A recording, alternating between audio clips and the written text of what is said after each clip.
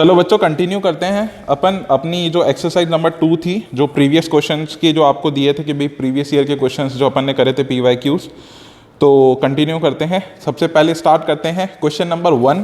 Question number 1 है select the correctly written scientific name of mango which was first described by Carolus Linnaeus. तो देखिएगा, सबसे पहले मैं आपको बता देता हूँ जो अपनी क्लास कंटिन्यू कर रहे हैं अपन, उसके अंदर आपको बता देता हूँ। एक होती है नॉमेनक्लेचर, ठीक है, नॉमेनक्लेचर। उस नॉमेनक्लेचर के अंदर क्या होता है देखिएगा, नॉमेनक्लेचर के बारे में पहले कुछ समझा देता हूँ, फिर स्टार्ट करते हैं आंसर इसका जो भी ऑप्शन होगा।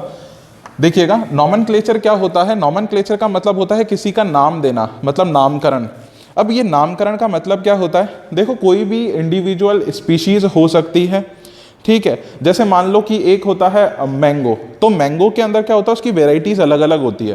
तो जैसे आपने जैसे सुना होगा कि लंगड़ा आम अलग हो गया, हापुस आम अलग हो गया, है ना, नागौरी आम अलग हो गया, नागपुरी आम अलग हो गया, तो महाराष्ट्रीय आम अलग हो गया। तो ये अलग अलग नाम होते हैं। तो कैसे हम इसको ऐसे कैटेगराइज करें कि इसका एक कॉमन नाम बन जाए। देखो कॉमन का मतलब तो थोड़ा गलत हो जाएगा, लेकिन मतलब सामान्य नाम जैसा हो जाए कि भाई सब लोग जो है उसको एक ही नाम से जाने, मतलब उसकी पहचान जो है वो सुनिश्चित हो जाए। तो उसके लिए क्या करा गया है, नामकरण एक पद्धति यूज करी गई है। देखो नामकरण पद्धति को यूज करने वाला था कैरोलस लीनियस। कौन था? Carolus Linnaeus. हक्सले ने इसकी पहले बात करी थी, लेकिन इसके बारे में जो शुरुआती जो अंश प्रस्तुत किए थे वो हमारे नॉमेनक्लेचर के बारे में प्रस्तुत किए थे कैरोलस लीनियस ने, ठीक है। तो कैरोलस लीनियस ने नामकरण पद्धति को बताया था। कैरोलस लीनियस ने नामकरण पद्धति के अंदर दो नाम सुझाए थे। पहला होता है बाइनॉमियल नॉमेनक्लेचर। बाइनॉमियल नॉमेनक्लेचर, देखो बाइनॉमियल नॉमेनक्लेचर का मतलब क्या होता है, द्विनाम पद्धति। इसको कहते हैं द्विनाम, मतलब इसके दो नाम देना। और अगला आता है कौन सा, ट्राइनॉमियल नॉमेनक्लेचर, ठीक है, ट्राइनॉमियल नॉमेनक्लेचर। तो देखो ट्राइनॉमियल नॉमेनक्लेचर का मतलब होगा त्रिनाम पद्धति, मतलब तीन नाम दिए थे। तो देखो कभी कभी क्या होता है, दो नाम, तो जैसे मान लो मैंने बात करी राहुल शर्मा, ठीक है। ऐसा आपकी क्लास में बहुत हुआ होगा कि भाई एक ही नाम के दो व्यक्ति थे, चाहे उसका सरनेम भले सेम हो जाए या अलग हो जाए, पर दो व्यक्ति थे।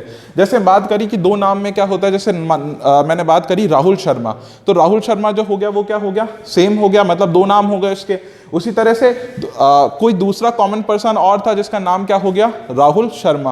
तो अब हम उन दोनों को कैटेगराइज कैसे करेंगे कि भाई साहब ये अलग है और ये अलग है, ठीक है। तो उनके फादर्स नेम के अकॉर्डिंग अलग कर लेते हैं, पर यहाँ तो कुछ ऐसा हो नहीं सकता। तो यहाँ पर क्या ट्राइनॉमियल नॉमेनक्लेचर पद्धति का यूज करते हैं। इसमें क्या करते हैं कि उसका एक सब स्पीशीज का नाम और जोड़ देते हैं। जैसे कैरोलस लीनियस ने बात करी थी कि बाइनॉमियल नॉमेनक्लेचर में हम लोग दो नाम को यूज करते हैं। पहला नाम जो आता है उस पूरे फाइलम के अंदर जिसका भी जीनस है उस जीनस का नाम पहले आएगा और उसके बाद में स्पीशीज का नाम आएगा।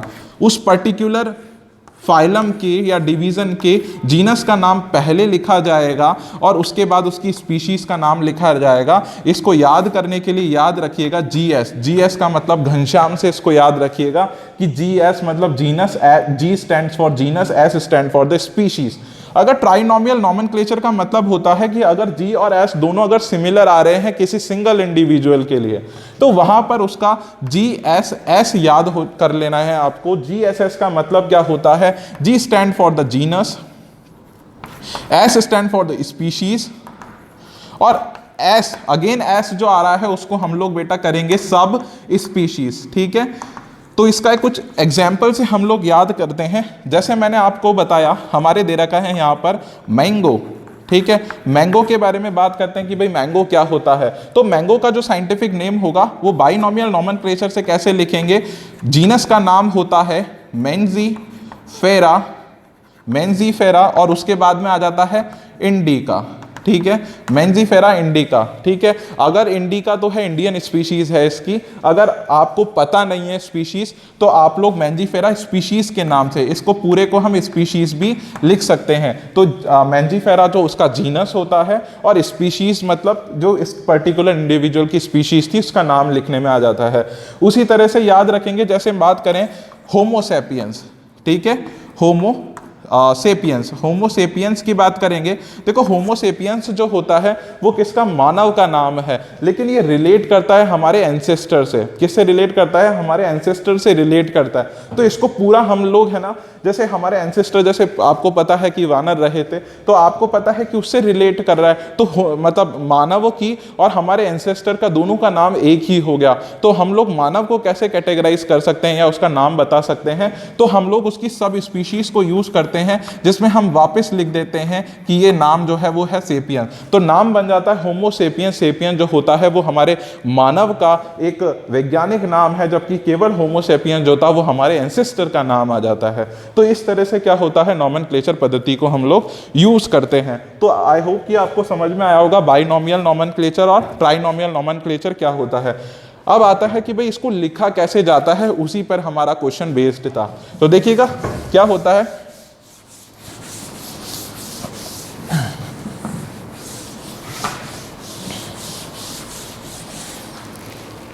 उसी पर हमारा जो क्वेश्चन बेस्ड होता है।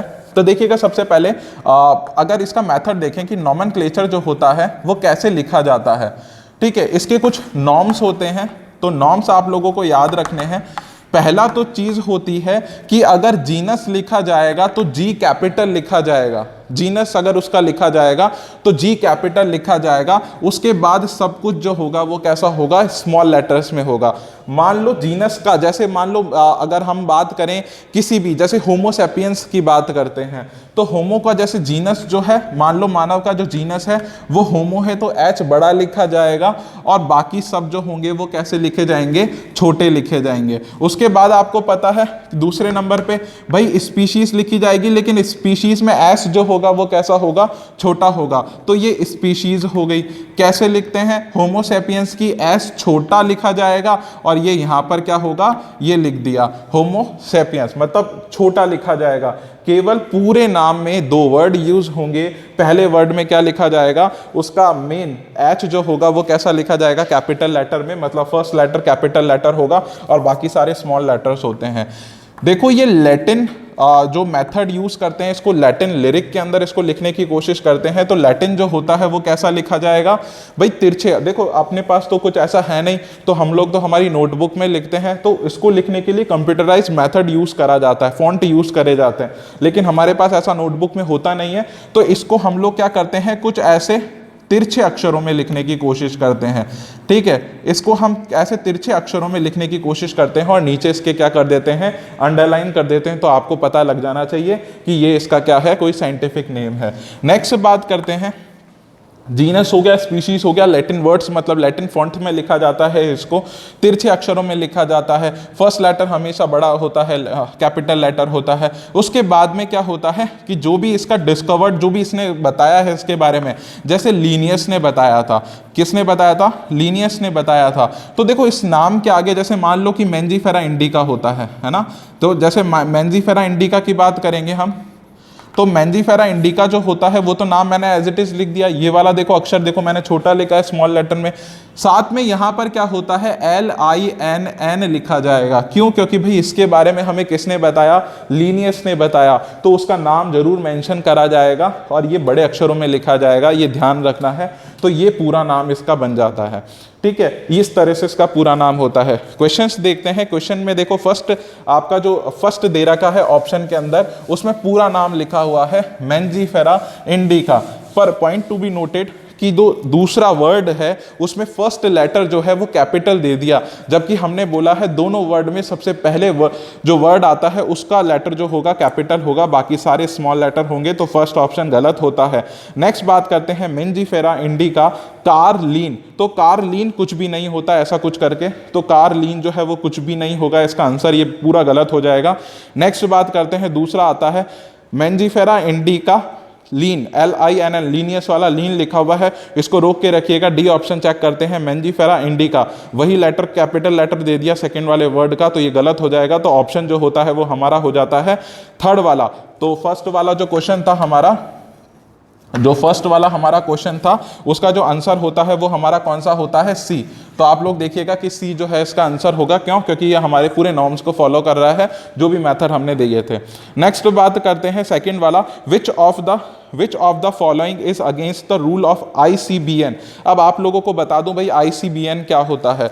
तो देखिएगा, आप लोगों को बता देते हैं, आपके जो फर्स्ट चैप्टर है उसके अंदर दे रखा है diversity of living beings.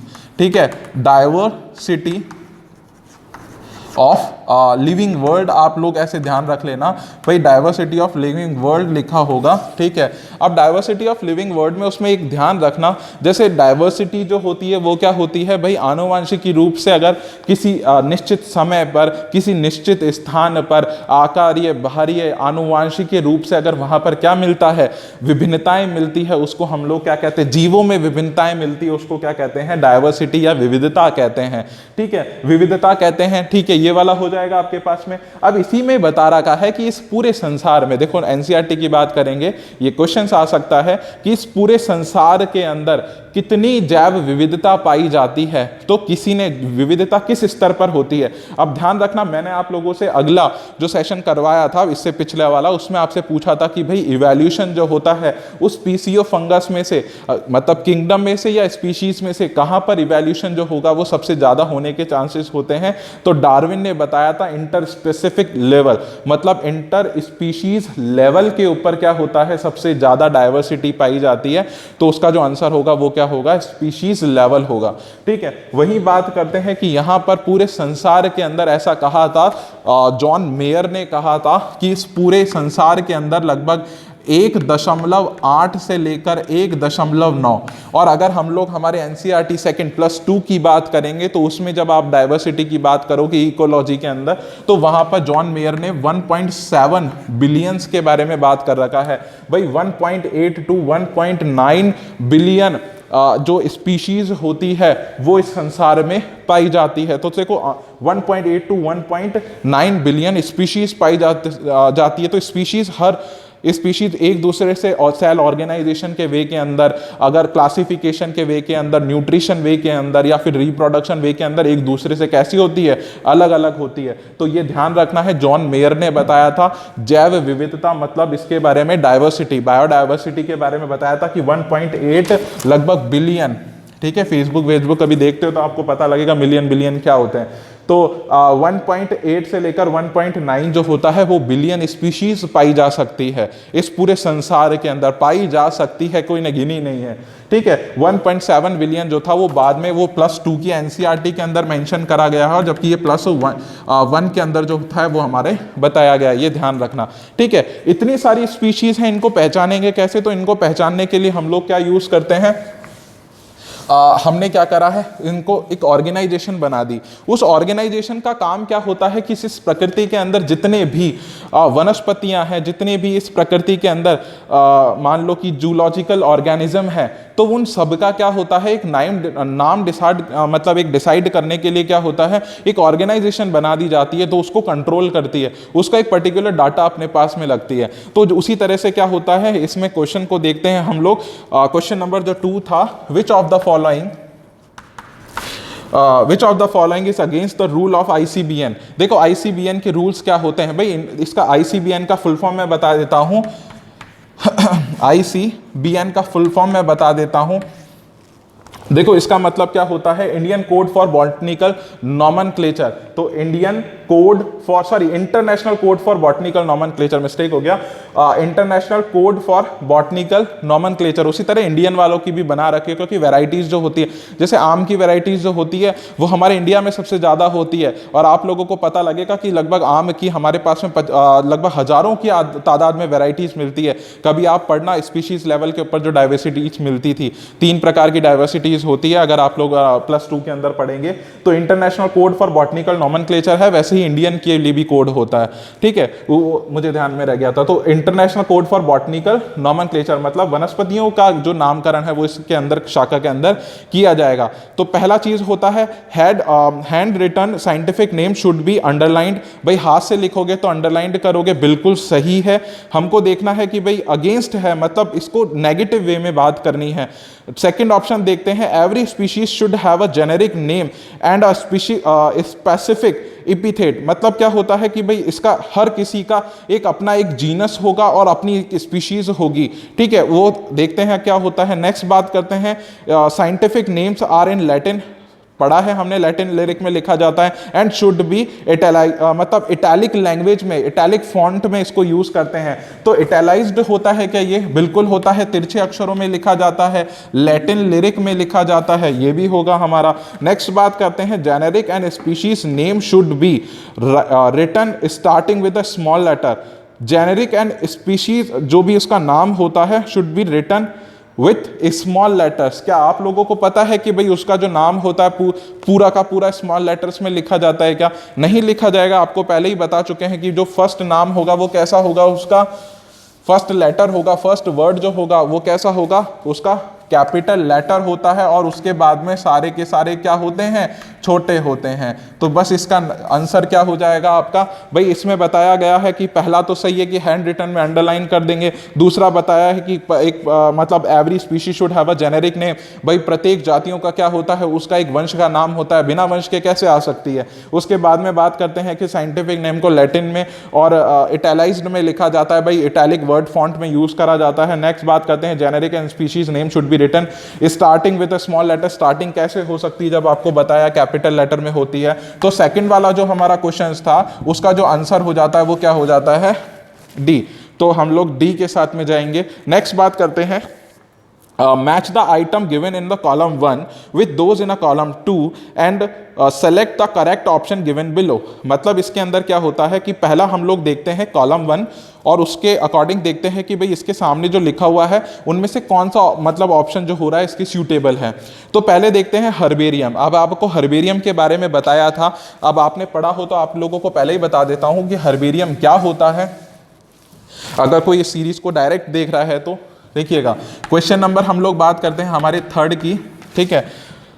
NEET 2018 में ये आया हुआ है। देखो हर्बेरियम क्या होता है, हर्बेरियम में हम लोग क्या रखते हैं भाई, ड्राइड और डाइड किसी भी इंडिविजुअल जैसे वनस्पतियों को हम लोग क्या करते हैं, सुखा कर, है ना, मार कर, और क्या कर लेते हैं, एक किताब के अंदर प्रिजर्व करके रख लेते हैं एक आंकड़ों के रूप में, ताकि वो भविष्य में उसकी हम लोगों को जानकारी दे सके। तो पहला होता है, it is a place having a collection of preserved plants and animals. की क्या होती है, देखिएगा की के बारे में हम देखते हैं। देखो पहले ऑप्शन सारे रीड कर लेते हैं। A list that numerate methodically all the species found in the area with the brief description aiding identification. देखो एड्स हैं ये सारे के सारे, मतलब साधन है।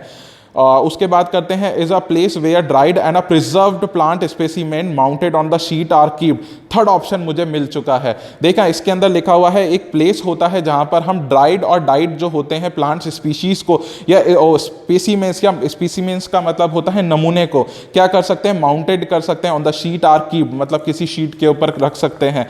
तो देखिएगा हम लोग पहला जो हमें मिला है हर्बेरियम का, ए के साथ में मैं किसको लगाना चाहूंगा, रोमन्स के अंदर जो थर्ड हमारा ऑप्शन है उसके साथ जाना चाहूंगा, चेक करेंगे बाद में।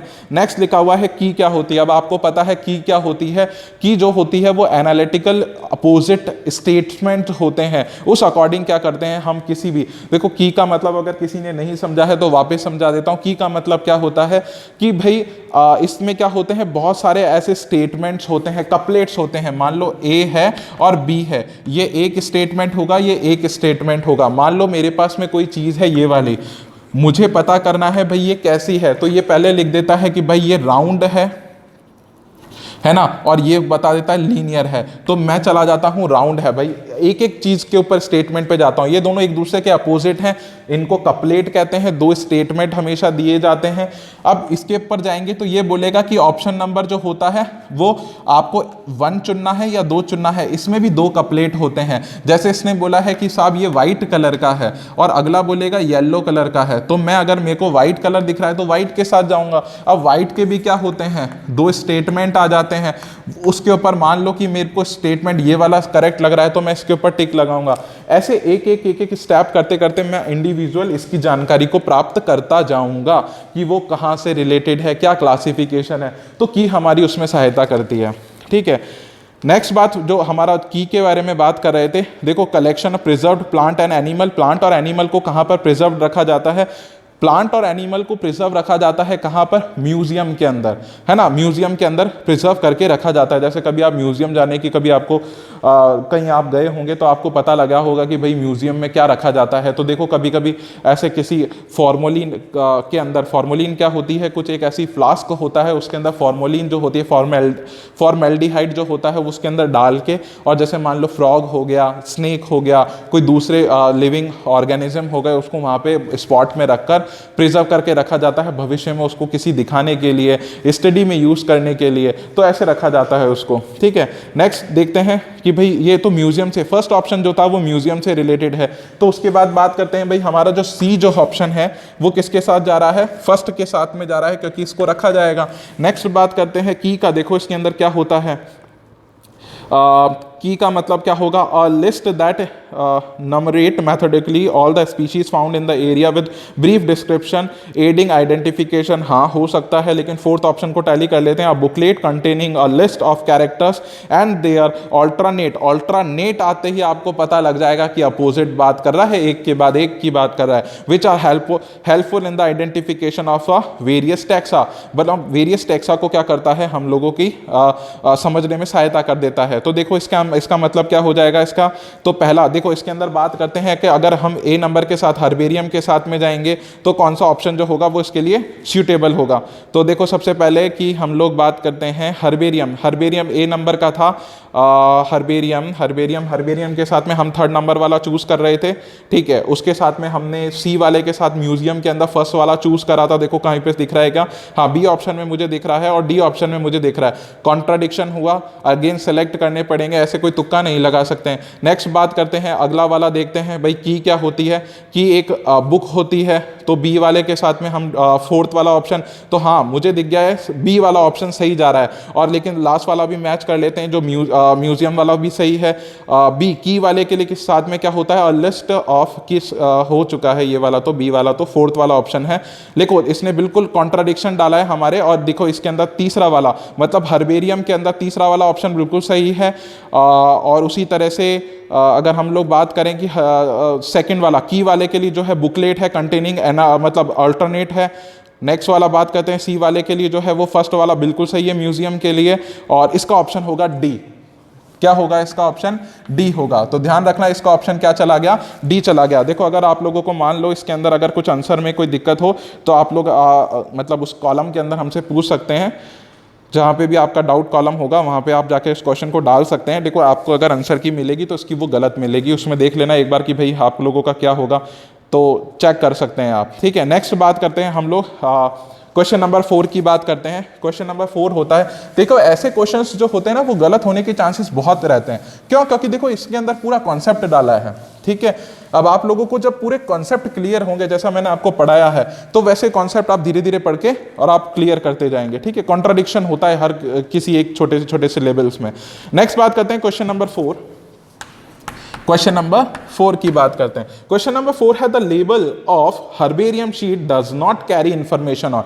भाई हर्बेरियम जो होता है वो एक शीट होती है जिसके ऊपर, आपको पता है शीट का साइज क्या होता है, मैंने पहले ही बता दिया था, 11.5 से लेकर 16.5 तक इंचेस में बात करेंगे तो इसका साइज होता है। मान लो इसके ऊपर एक पत्ती को, मतलब एक लीफ को मैंने इसे प्रिजर्व रख लिया है, इसके खोजकर्ता का नाम आएगा, भाई किस दिन इसको खोजा गया था, क्या इसका प्लेस रहा था, क्या इसकी वैल्यूज है, क्या इसका साइंटिफिक नेम है, वो सारा लिखा जाएगा। कौन सा नहीं लिखा जाएगा वो आप एक बार टैली करते जाएंगे। देखिएगा सबसे पहले ऑप्शन आता है डेट ऑफ कलेक्शन। भाई डेट ऑफ कलेक्शन इसमें लिखी जाएगी क्या, हाँ। नेम ऑफ द कलेक्टर, मान लो मैंने ही ढूंढा तो मैंने लिख देता हूँ। SQPW कैंप में आपने ऐसी बहुत चीजें करी होगी, और नीचे सुंदर सुंदर नाम लिखते थे, क्लास लिखते थे, क्लास मतलब प्लेस हो गया एक तरह का। आप उस दिन डेट लिखते थे कि भाई कब हमने इसको स्टोर करके या प्रिजर्व करके रखा था। देखो दूसरा आता है नेम ऑफ द कलेक्टर, भाई खुद का नाम। लोकल नेम्स, भाई लोकल नेम भी आता है, साइंटिफिक नेम भी आता है।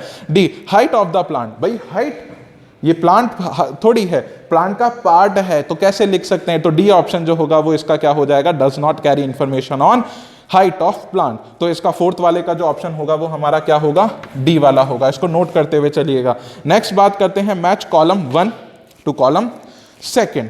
ठीक है, चलिए अब देखो इसके बात करते हैं हम आगे कि क्या बात कर रहा है। नेमिंग की बात कर रहा है, नीट 2016 के अंदर ये वाला क्वेश्चन आया हुआ है। फैमिली की बात कर रहा है, बहुत अच्छा क्वेश्चन आया है हाउस फ्लाई के लिए, है ना।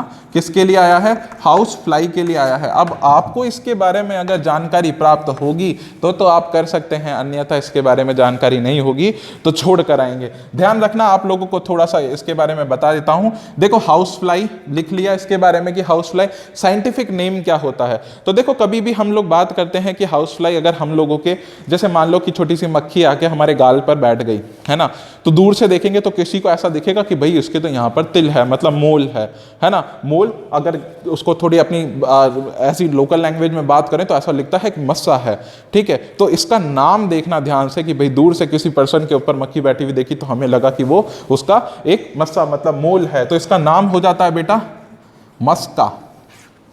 क्या हो जाता है? मस्का। कभी देख लो इसका नाम इसके अंदर होगा क्या? बिल्कुल। अब इसके अंदर देखना, ये वाली हमारी इसमें बिल्कुल मैच करता है क्या? मस्का। और एक होता है डोमेस्टिका, क्योंकि हाउस फ्लाई है, डोमेस्टिक घरेलू उसका यूज होता है, तो डोमेस्टिका इसका नाम होता है ना। क्या नाम हो गया? मस्का डोमेस्टिका। इसका मतलब क्या हो गया कि ये वाला जो होता है वो जीनस होता है। आप लोगों को पता है, देखो मैंने छोटा लिखा है, लिखने में ही तो हैबिट होनी चाहिए। और इसका मतलब क्या हो जाता है? ये इसकी स्पीशीज होती है। बोलो समझ में आ जाएगा क्या? तो ये जीनस हो गया, स्पीशीज हो गई। कहीं दे रखा है क्या?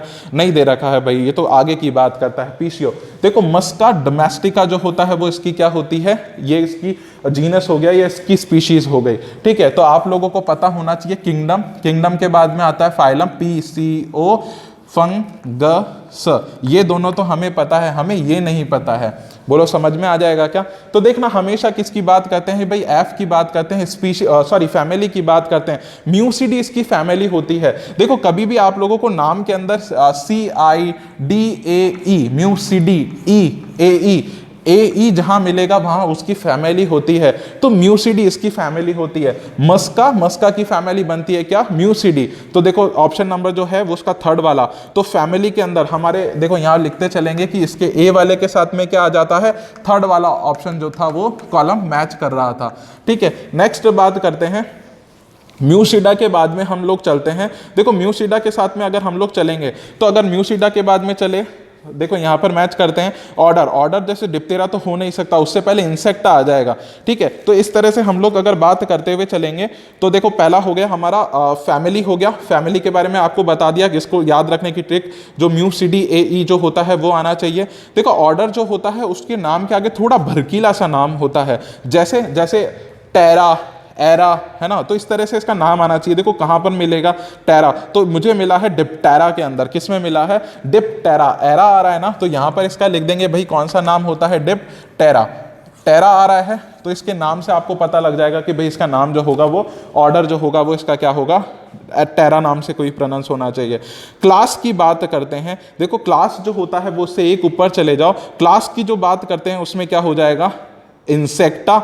अगर हम लोग बात करेंगे इसकी क्या हो जाती है? इंसेक्टा। और इंसेक्टा से पहले फाइलम आप लोगों को पता है कौन सा? आर्थ्रोपोडा, क्योंकि आपने +2 के अंदर, +1 के अंदर 4 चैप्टर जब अगर आपने पढ़ा हो, 4 चैप्टर नहीं, आई थिंक, हाँ 4 चैप्टर आपने पढ़ा हो तो आपको पता लग जाएगा कि भाई आर्थ्रोपोडा जो होता है वो इस पूरी प्रकृति का सबसे बड़ा फाइलम जो है वो आर्थ्रोपोडा है।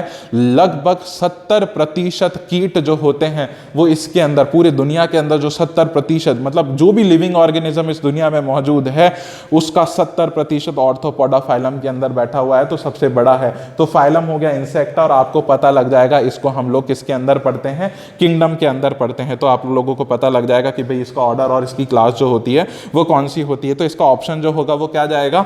क्वेश्चन नंबर 5 का जो ऑप्शन होगा वो हम कौन सा लगाएंगे? ऑप्शन नंबर फर्स्ट जो होगा उसके साथ हम लोग जाएंगे, मतलब ए के साथ जाएंगे।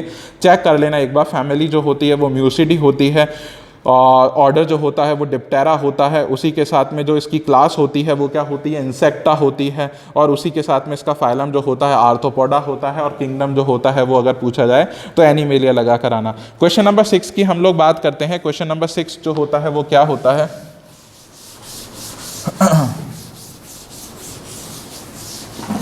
देखिए, क्वेश्चन नंबर 6 जो है वो क्या लिखा है? Study the 4 statement A to D given below and select the 2 correct ones out of them. मतलब हमें एक को करेक्ट करना है। नीट 2016 के अंदर ये आया है। Definition of the biological species was given by the Ernest Mayr. भाई स्पीशीज के बारे में किसने बताया था भाई? जैसे हम बात करें तो definition of the biological species was given by the Ernest Mayr. Ernest Mayr ने तो बायोलॉजिकल डाइवर्सिटी के बारे में बताया था, स्पीशीज के बारे में नहीं बताया था, डेफिनेशन तो बिल्कुल भी नहीं दी थी। नेक्स्ट बात करते हैं कि photo period does not affect the reproduction in the plant. Photo period does not, भाई प्रकाश का जो प्रभाव आता है वर्नलाइजेशन के अंदर चला गया है, यह चैप्टर नंबर फर्स्ट का जो है उसके अंदर वर्नलाइजेशन के क्वेश्चंस आ रहे हैं कि photo period does not affect the reproduction in the plant. नहीं करता है, ये तो पुष्पों के खिलने के ऊपर डिपेंड करेगा। Binomial nomenclature system was given by the R H. Whittaker. 1969 के अंदर आर.एच. विटेकर ने 5 किंगडम मेथड दिया था, तो ये बिल्कुल नहीं हो सकता। लीनियस ने दिया था, तो सी वाला तो बिल्कुल गलत है इसके अंदर। बात करते हैं कि ठीक है, सी वाला गलत है इसके अंदर। बात करते हैं next, in unicellular organism reproduction in synonymous with growth. Synonymous growth थोड़ी होती है, मतलब मिली जुली थोड़ी होती है इसकी ग्रोथ यूनिसेल्युलर ऑर्गेनिज्म के अंदर। तो reproduction is the synonymous with growth, तो ये बिल्कुल अपने सही नहीं है। लेकिन हमारे पास में ये ऑप्शन सही बैठ रहा है, कौन सा वाला स्टेटमेंट जो है पहला तो हो गया हमारा पहले definition of the biological species was given by the Ernest Mayr. भाई अर्नेस्ट मेयर ने जो थी वो इसकी डेफिनेशन बिल्कुल नहीं दी थी हमारे, ठीक है। आप लोगों को पता है द सिस्टम, देखो एक बार टैली कर लेते हैं भाई कौन सा जो होगा वो इसका सही जा रहा है, ठीक है। Study the 4 statement A to D given the select 2 correct ones out of them. 2 correct बात करते हैं अपन, ठीक है।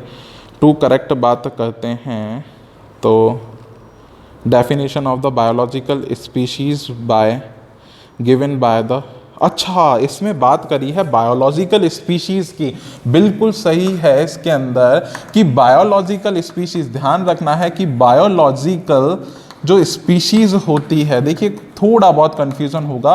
बायोलॉजिकल स्पीशीज के अंदर आपकी एनसीईआरटी के अंदर हम बात करेंगे तो जॉन मेयर ने ही बताया था बायोलॉजिकल स्पीशीज के बारे में। देखो जनरली स्पीशीज के लेवल के ऊपर बात नहीं करें, बायोलॉजिकल स्पीशीज की बात कर रहे हैं। तो अर्नेस्ट मेयर जो था उसने बिल्कुल, हाँ ये वाला ऑप्शन बिल्कुल सही होगा कि अर्नेस्ट मेयर ने जो था इसके बारे में बताया था, ठीक है। नेक्स्ट बात करते हैं, ये तो बी वाला ऑप्शन तो करेक्ट नहीं होगा। नेक्स्ट बायोनॉमियल नॉमेनक्लेचर जो था वो हमें लीनियस ने बताया था, बी और सी दोनों गलत है। इन unicellular organism reproduction in the synonymous with the growth. देखो यूनिसेल्युलर अपने पास में अगर कोई भी सेल कैसी है, यूनिसेल्युलर है, तो उसके अंदर रिप्रोडक्शन भी उसी के अंदर होगा, मेटाबॉलिज्म एक्टिविटी भी उसी के अंदर होगी, और स्पोर्स जो होंगे वो भी बनने की कोशिश जो होंगे वो इसी के द्वारा ही होगा। तो सिनोनिमस ग्रोथ होती है इसके अंदर। तो इसका जो ऑप्शन होगा वो कौन सा होगा?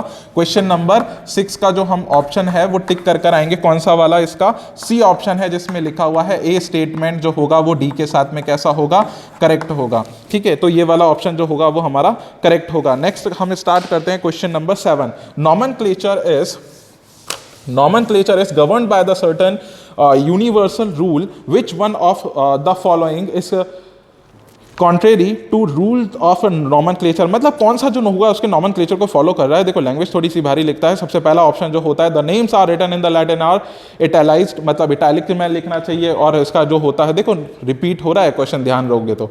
नेक्स्ट बात करते हैं, उसका बिल्कुल सही है फर्स्ट वाला ऑप्शन जो होगा, हम लोगों से पूछा है, बिल्कुल सही ये वाला होगा। When written by the band, the ये बैंड क्या होता है? हैंड होगा। The names are to be the underline, बिल्कुल हाथों से लिखा जाना होगा, वो अंडरलाइंड होना चाहिए।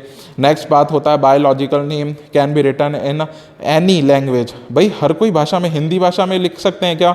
मारवाड़ी भाषा में लिख सकते हैं क्या? देखो मारवाड़ी की तो कोई लिरिक नहीं होती तो लिख नहीं सकते, जिसका साहित्य होता है वही भाषा कहलाती है, बाकी सारी बोलियाँ कहलाती है। तो हमारा जो होगा कि biological name can be written in any language, और the first word in the biological name represent the genus name and the second is the species epithet. तो ये वाला जो है हमारे साथ में इस बार क्वेश्चन पढ़ते हैं कि nomenclature is governed by the certain universal rule which one of the following is contrary to the rules, मतलब थोड़ा हटा हुआ है उस रूल से। तो इसके साथ में मैं जाना चाहूँगा किसके साथ में? सी के साथ में, कि कभी भी कोई भी, मतलब क्वेश्चन नंबर जो था वो हमारा कैसा था, क्वेश्चन नंबर 7 था, जो उसके अंदर दे रखा है कि बाकी लैटिन में लिखोगे, इटैलाइज्ड लिखोगे, हाथ से लिखोगे तो अंडरलाइन करोगे। सी जो होता है वो किसी भी भाषा में नहीं लिख सकते हो। The first word in the biological name represent the genus name, और फिर उसके आफ्टर दैट स्पीशीज नेम। तो इसका जो ऑप्शन होगा वो हमारा कौन सा हो जाएगा, सी वाला। मतलब हर कोई भाषा के अंदर हम लोग 7th वाले का क्या हो जाएगा, सी वाला हो जाएगा, कि हर कोई भाषा के अंदर इसको हम लोग नहीं लिख सकते हैं। नेक्स्ट वाला जो होता है वो हमारा स्टार्ट होगा, अगला क्वेश्चन स्टार्ट करते हैं। विच one of the following is not a correct statement. देखिएगा आपको वही पढ़ाया गया है जो आपके क्वेश्चन में मिलेगा, ठीक है, और आएगा। अदरवाइज आप पूरी बुक को छान लेना, रट लेना, फिर भी आप लोगों को क्वेश्चन नहीं बनाने आएंगे। याद रखना, आपको केवल वही चीज़ मैंने पढ़ाई है, वही चीज़ समझाई है जो आपके क्वेश्चन होंगे, और ये गारंटीड है कि आपको क्वेश्चंस जो होंगे वो आपको नीट में देखने को मिलेंगे, जो भी 1 अगस्त को आपका पेपर जब होगा। विच one of the following is not a correct statement. कौन सा करेक्ट स्टेटमेंट जो है वो नहीं है। A museum has a collection of a photograph of a plant and animal. भाई फोटोग्राफ रखी जाती है क्या, चलो देखते हैं। देख, a key is a taxonomical aid for identification of specimen, बिल्कुल सही है। हर्बेरियम हाउस जो होता है उसमें हर्बेरियन हाउसेज जो होते हैं ड्राइड, प्रिजर्व मतलब प्रेस्ड मतलब दबा के, and the preserve plant specimen, बिल्कुल सही वाला है। डी वाला देख रखा है, botanical garden have a collection of a living plant for the reference. बिल्कुल, बॉटनिकल गार्डन में आप लिविंग हरे भरे ऐसे बाग बगीचे और खेत खलियान जैसे दिखते हैं। तो फर्स्ट ऑप्शन मुझे लग रहा है कि फोटोग्राफ्स जो होती है वो म्यूजियम के अंदर जो होती है वो नहीं रखी जाती है। तो आप लोग जो होगा वो इसका एक बार देख लेना। ऑप्शन नंबर ए हमारी तरफ से जो ऑप्शन नंबर जो होगा वो क्वेश्चन नंबर 8 का जो होगा वो मैं किसको साथ जाऊंगा कि ए के साथ। भाई इसमें फोटोग्राफ नहीं रखते तो क्या रखते हैं, भाई जिंदा चीज़ों को रखते हैं, स्पॉट को रखते हैं, भले ही वो मार के रखे या जिंदा रखे, पर रखते हैं। एनिमल्स का भी रखते हैं, इसमें ध्यान रखना, प्लांट्स का भी रखते हैं। चलो नेक्स्ट कंटिन्यू करते हैं अपना क्वेश्चन नंबर 9। क्वेश्चन नंबर 9 हमें कह रहा है कि the common character between the tomato and the potato will be maximum at the level of their। मतलब क्या होगा कि भाई ये पूछ रहा है कि टोमेटो और पटेटो जो होगा वो कॉमन होगा अपने कैरेक्टर्स के अंदर किस में। मतलब हमें दे रखा है कि जैसे हमें ये कैटेगरीज दे रखी है, टैक्सोनॉमिक कैटेगरीज दे रखी है, फैमिली होगा, ऑर्डर होगा, डिवीजन होगा, जीनस होगा। जैसा मुझे पता है और आप लोगों तक वो चीज पहुंचा रहा हूं, तो देखिएगा टोमेटो का नेम क्या होता है, टोमेटो का नेम होता है लाइकोपर्सिकॉन एस्क्युलेंट। उसी तरह से आलू का होता है सोलेनम ट्यूबरोसम। तो देखो सोलेनम ट्यूबरोसम, सोलेनम तो हो गया जीनस। उसी तरह से देखो कॉमन कैरेक्टर पूछ रहा है ना, तो सोलेनम जो हो गया उसका क्या हो गया, जीनस किसका, पोटैटो का। टोमेटो का हो गया लाइकोपर्सिकॉन, मैच ही नहीं कर रहा, डी ऑप्शन तो गलत हो गया। नेक्स्ट बात करते हैं फैमिली, ऑर्डर और डिवीजन। इसको बहुत अच्छी तरह से आप लोगों को समझ में कैसे आ जाएगा। पहला होता है किंगडम, फिर आता है PCO फंगस, ऐसा ही होता है ना भाई। किंगडम, फाइलम, फाइलम और डिवीजन जो होता है वो प्लांट के लिए यूज कर लेते हैं। क्लास, ऑर्डर, फैमिली, जीनस और स्पीशीज। अब ध्यान देने वाली बात यह है, कभी भी किसी एक इंडिविजुअल को लेकर बात करेंगे या किसी से कंपैरिजन करेंगे तो सबसे ज्यादा डाइवर्सिटी तो यहां मिलती है नीचे की तरफ। बोलो समझ में आ जाएगा क्या, कहां मिलती है, नीचे की तरफ। लेकिन प्रकृति या बायोस्फीयर के अंदर जितने भी ऑर्गेनिज्म पाए जाते हैं उनकी तुलना करेंगे तो सबसे ज्यादा डाइवर्सिटी मिलती है किंगडम के अंदर। और हमारी एनसीईआरटी यही कहती है कि किंगडम के अंदर सबसे ज्यादा डाइवर्सिटी मिलती है। तो ध्यान रखने वाली चीज यही है, किसी एक की दूसरे के साथ में तुलना करते हुए अगर देखेंगे तो डाइवर्सिटी यहां मिल सकती है, नीचे की तरफ मिल सकती है। इसका मतलब होता है, देखो सबसे ज्यादा अगर सिमिलरिटीज जो होती है वो कहां पर मिलेगी, देखो इंडिविजुअल की डाइवर्सिटी यहां पर ज्यादा मिलेगी। जैसे आम की लाखों, मतलब लाखों तो नहीं कह सकते, हजारों वैरायटीज मौजूद है, तो सिमिलरिटीज तो मिलेगी, तभी तो उसको आम कह रहे हैं हम। तो ध्यान रखना है, इंडिविजुअल की डाइवर्सिटी यहां मिलेगी, बायोस्फीयर में सबसे ज्यादा डाइवर्सिटी किंगडम में मिलेगी। प्रकृति में बहुत सारे लोग रहते हैं, बहुत सारे जानवर रहते हैं, बहुत सारी वनस्पतियां हैं, तो सिमिलरिटीज जो होती है ऊपर से नीचे की तरफ। तो यहां पर आप लोग ध्यान रखना, जो सिमिलर होगा वो सिमिलरिटी जो होगी वो कहां पर मिलेगी, नीचे की तरफ सबसे ज्यादा मिलेगी और ऊपर की तरफ सबसे कम मिलेगी। ध्यान रखने वाली चीज है, डाइवर्सिटी यूनिवर्स में सबसे ज्यादा ऊपर मिलेगी, इंडिविजुअल में किसी के साथ तुलना करते हैं तो नीचे की तरफ मिलेगी।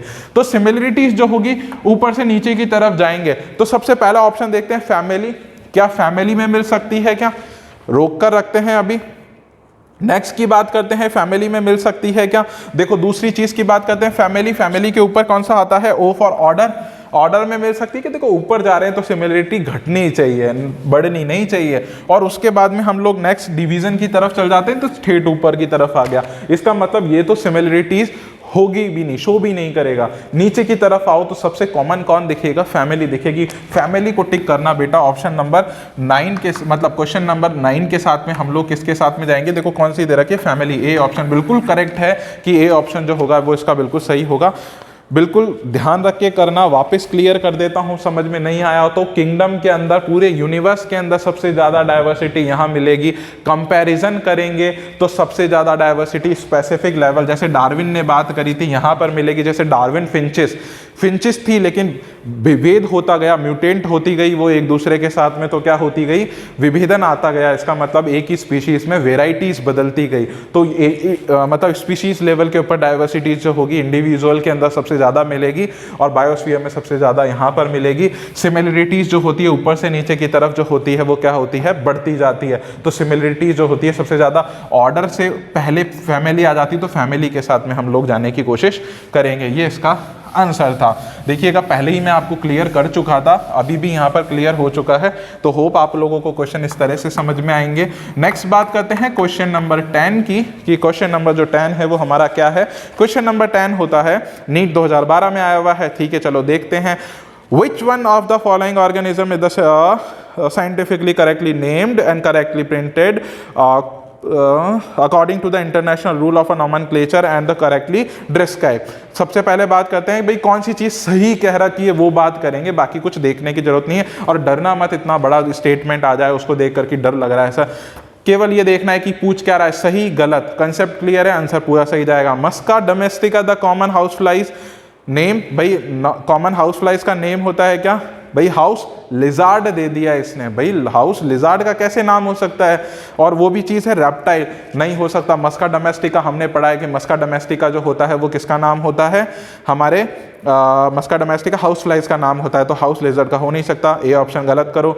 नेक्स्ट बात करते हैं बी ऑप्शन के साथ जाओ। Plasmodium falciparum a protozoan pathogen causing the most serious type of malaria, बिल्कुल सही। स्टेटमेंट को रिलेट करा है +2 की एनसीईआरटी बायोलॉजी की, जिसका चैप्टर नंबर है चैप्टर नंबर 8, जिसका नाम है ह्यूमन हेल्थ एंड डिजीज। उसके अंदर आप लोगों को ये बता रखा है प्रोटोजोन रिलेटेड डिजीज के अंदर ये वाला टॉपिक जो था उसमें से ये आर्टिकल जो पढ़ेंगे आप उसके अंदर से ये स्टेटमेंट उठकर आया है। बी बिल्कुल सही है। नेक्स्ट दे रखा है Felis tigris the Indian tiger well protected in the Gir forest. देखो इसके अंदर दे रखा है फेलिस टिग्रिस जो है वो the Indian tiger, Felis tigris. तो आप लोगों को देखो फेलिस जो होता है वो एक तरह की अगर मैं बात करूं तो फेलिस जो है एक तरह की फैमिली से रिलेट करता है। जीनस कैसे नाम आ गया वो आप लोगों को देखना है। पैंथेरा टिग्रिस हो सकता है ना, ये ध्यान रखने वाली चीज़ है। फेलिस कैसे आ रहा है? फेलिस। और उसी तरह से आप लोग याद करेंगे फेलेडी, तो ये थोड़ा सा गलत ऑप्शन लग रहा है, पहले ही देखते ही गलत लग गया। गिर फॉरेस्ट के बारे में हमको थोड़ा सा पता है। गिर फॉरेस्ट जो है वो गुजरात के अंदर है और टाइगर रिजर्व्स के लिए प्रोटेक्टेड बनाया गया है। शेरों के लिए ज़्यादातर है, भाई एशियाई जो शेर होते हैं उनके लिए ज़्यादा है इसके अंदर। नेक्स्ट डी बात करते हैं ई कोलाई, नाम बता देता हूँ, एस्टीरिया कोलाई है। एस्टीरियस नाम के साइंटिस्ट ने इसके बारे में बताया था, पर यहाँ पर नाम गलत है। एंट अमीबा कोलाई, एंट अमीबा तो प्रोटोजोअन्स है भाई, और प्रोटोजोअन्स जो होता है सब फाइलम है प्रोटिस्टा का, तो ये गलत लग रहा है। इसका काम देख लेते हैं। Commonly occurring bacterium in the human intestine, बिल्कुल सही है। वर्मीफॉर्म अपेंडिक्स नाम की एक सैक होती है, उसके अंदर ये पाया जाता है। नाम गलत है, डी ऑप्शन भी गलत है। आप लोग बी कर आइएगा भाई। 10th वाले का क्या हो जाएगा? इसका आंसर बी हो जाएगा। ठीक है, ये इसका आंसर हो गया। नेक्स्ट बात करते हैं चैप्टर तो कहाँ, क्वेश्चन नंबर 11 की बात करते हैं हम लोग। ठीक है, नेक्स्ट हम बात करेंगे किसकी? क्वेश्चन नंबर 11 की। तो देखिए स्टार्ट करते हैं क्वेश्चन नंबर 11 की। क्वेश्चन नंबर 11 होता है विच one of the following animal is a correctly match with the particular taxonomic category. कौन सी टैक्सोनॉमिक कैटेगरी जो है वो उसके अंदर सही दे रखी है? टिग्रिस जो होता है, और टाइगर जो होता है, टिग्रिस इसकी स्पीशीज होती है। बिल्कुल, अगर हम लोग बात करें, अभी पहले बात करी थी, टिग्रिस इसकी स्पीशीज होती है। ए बिल्कुल सही है। कटल फिश जो होती है मॉलस्क का इसका क्लास होता है, मॉलस्क का क्लास थोड़ी है, फाइलम है, देखते ही गलत करना है इसको। Human Primata, Primata family, family के अंदर ये नहीं आ जाता है बेटा। हाउस फ्लाई जो होती है मस्का, इसका ऑर्डर है क्या? नहीं मस्का, तो मस्का डोमेस्टिका, मस्का इसका जीनस था, तो इसका ऑप्शन जो होगा वो ए होगा। तो ध्यान रखने वाली चीज़ है कि इसका जो ऑप्शन होगा वो ए होगा, ठीक है। तो इस तरह से हमारे जो 11 के 11 क्वेश्चन थे वो मैंने आप लोगों को कंप्लीट करा दिए हैं, ठीक है। जैसे आप लोगों को बता दिया 11th वाले का तो था वो 11 वाले का जो था वो हमारा ऑप्शन नंबर ए था। अब ध्यान देने वाली बात यह है कि इस रियल टाइम सिचुएशन के अंदर मैंने आप लोगों को सेम वही जैसा आप लोग खुद उलझते हैं वैसे ही मैंने सवालों के साथ में थोड़ी उलझन के साथ में इसको सॉल्व किया है और आप लोगों को एक एक स्टेटमेंट बताया कि इससे रिलेटेड ये होगा। तो अगर आप लोग भी इसी को क्वेश्चंस को इसी तरह से सॉल्व करते जाएंगे तो होप आप लोगों को बहुत अच्छी तरह से समझ में आएगा और एक एक स्टेटमेंट आपको कवर करने को मिलेगा। तो इस तरह से आप लोग ध्यान रखना, कभी भी उसके आंसर पहले पता मत कर लेना, स्टेटमेंट को क्लियर करते हुए जाना। जैसे आप लोगों को बता दिया कि भाई इसके अंदर किसी भी तरह का कोई भी आंसर जो है उसके अंदर इसके अंदर मैच मतलब दे नहीं रखा है, लेकिन अगर आप लोग इस सवाल को पढ़ेंगे तो आप लोगों को पता लगेगा कि भाई इसके अंदर क्या होगा। एक एक क्वेश्चन जो होता है उसका एक स्टेटमेंट वेरी करता है, वो स्टेटमेंट करेक्ट है, गलत है, सही है, वो उसके अंदर खुद में लिखा होगा अगर आपने पढ़ा होगा। पूरी मैंने आप लोगों को चीज़ें पढ़ा दी है, वो आप लोगों को आगे और पढ़ने को मिल जाएगी, ठीक है। तो इस तरह से क्या होता है, ये आप लोगों का क्वेश्चंस पूरा खत्म हो गया, सीरीज़ खत्म हो गई इस टेस्ट सीरीज़ की जो भी था। अब आप लोग क्या करना है कि आपके कोई भी डाउट हो तो उस कमेंट जो भी कमेंट बॉक्स है उसके अंदर डाउट सेक्शन है उसके अंदर कमेंट कर दीजिएगा, आपके डाउट बिल्कुल सॉल्व किए जाएंगे, हमारे द्वारा ही किए जाएंगे, ठीक है। Thank you so much. Next class के अंदर हम लोग पढ़ेंगे हमारा चैप्टर नंबर 2, ठीक है, तो classification of a living organism और a world. Okay, thank you.